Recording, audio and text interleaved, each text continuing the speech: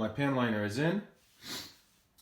Got the curb in, wraps all the way around, comes out to here. I'll cut that off later when it comes out all the way there. So do remember that this still gets wrapped in a 1/2-inch cement board, the curb, and on this side, probably about an inch. Let me see what that's gonna be. We're looking about 2 inches, 3 inches, that this is still gonna get wrapped on this side. So, you're still gonna be putting holes into this pan liner, but that's why we're waterproofing the mud job that we're gonna do. So, technically, this is a backup for the waterproofing that we're gonna do on the top of the mud job. And we'll use Red Guard, and we're gonna use 3 coats of Red Guard on the pan. I usually do 2 coats on the walls. So that'll be our next step. The way I do my mud job, I'll show you guys later. But I use a laser. I'll put my laser there and just work around the perimeter. Get the perimeter nice and straight, because once you have your perimeter straight, your tile just goes up so much easier, and everything else goes off of that, and you have nice straight cuts and just looks clean.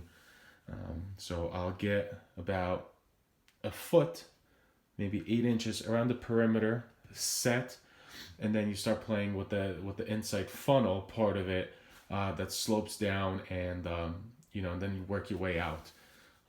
So it probably takes about 40 minutes for me to do that, just because I do take my time with it, and I'll show you guys what that looks like later. And I try to do that at the end of the week, like today is Friday, because I like to use more water in my mix, just because I have a better experience with working with it. So I want to give a couple days for all the evaporation to come out, all the moisture to come out of the mortar, for me to start waterproofing this on Monday. So I'll show you guys later. This is your pan liner, nothing to it.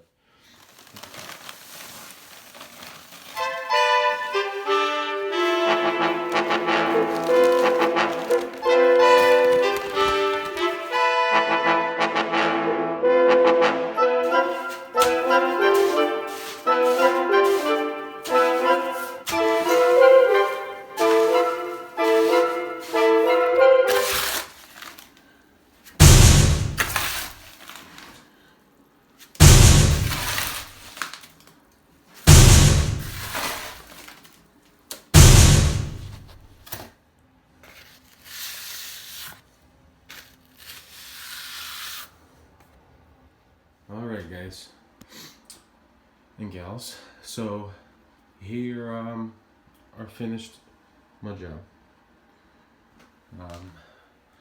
The drain, once the drain was set, I had to lift it, unscrew it a little bit, just so the pitch worked out a little better. So as you can see, my laser, when I was setting it, it was with the laser. That's a shadow here. So the line continues. I'm about 1/2 inch, 1/4 inch across the whole thing. And the reason I like to use the laser, personally, I appreciate my tools and I work with them every single day. So I don't want to clean off concrete off my tools, off my levels and all that every single time I do this. But for this purpose, I will show you the level that I have here. So I'll put it out to here.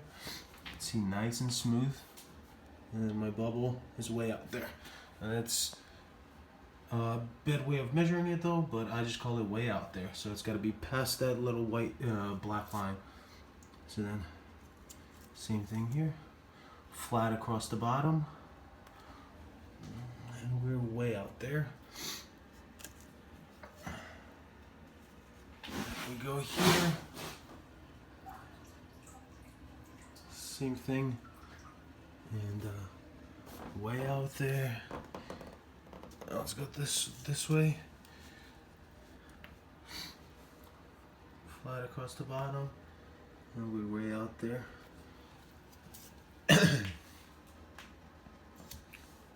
last one. Way out there. And then if you want to check the level this way, that's what we were going for. Oh man, that looks good. Okay, let's throw it onto here. That looks good. And this side.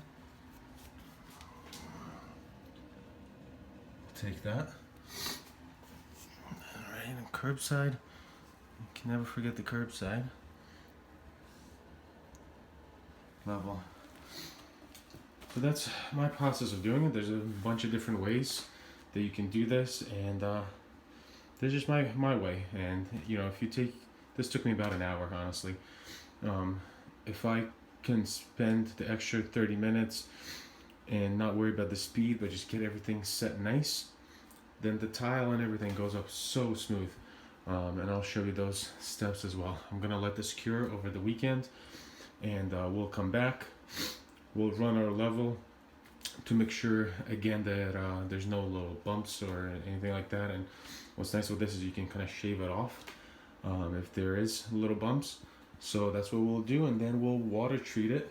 We'll put Red Guard on it, and we'll see how that goes in. Alright guys.